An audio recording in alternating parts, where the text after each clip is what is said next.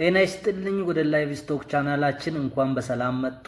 በዚህ ቻናላችን የእንስሳት እርባታ ዘርፎች በተግባር የተደገፈ መረጃዎችን እና ስልጠናዎችን እንሰጣለን። ስሜ ዘሪሁን ይባላል። ይህ ከሀ እስከ ፐ የተሰኘ የንብ እርባታ ስልጠና ነው። ዛሬ ክፍል 1 ላይ የንብ እርባታ ዋና ዋና ጥቅሞችን እናያለን።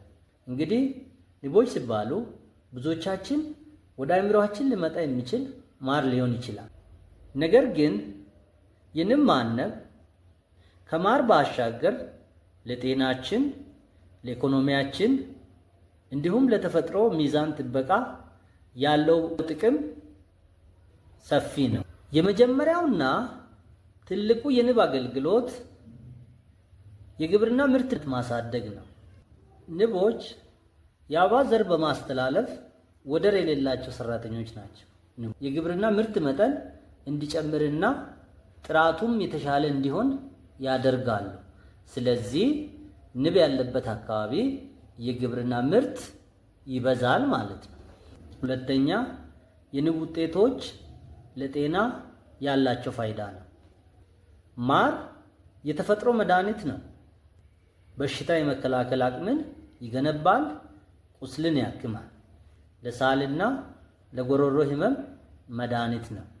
ከማር በተጨማሪ የንብ ወተት ወይም ሮያል ጄሊ፣ የንብ ሙጫ ወይም ፕሮፖሊስ እና የንብ መርዝ ቬኖም ለተለያዩ በሽታዎች ህክምናነት ያገለግላል።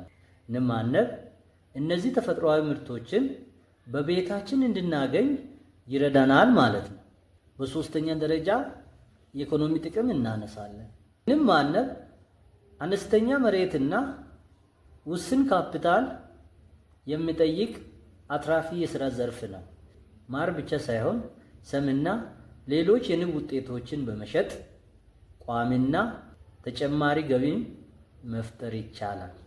በተለይ ለወጣቶች እና አርሶ አደሮች ትልቅ የሥራ ዕድል መፍጠር የሚችል የሥራ ዘርፍ ነው።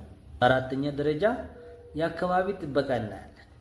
ንቦች ስነ ምህዳሩ ሚዛኑን ጠብቆ እንዲቆይ ያደርጋሉ።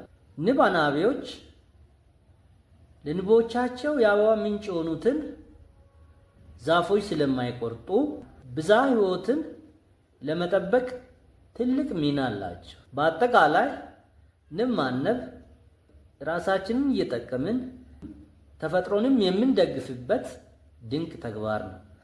የዚህ ክፍል ስልጠናችን ይህን ይመስል ነበር። ከኔ ጋር ስለነበራችሁ ከልብ አመሰግናለሁ። የቀረበው መረጃ ጠቃሚ ሆኖ ካገኛችሁ ላይክ፣ ሼር በማድረግ ለሌሎች እንዲደርስ አግዙ።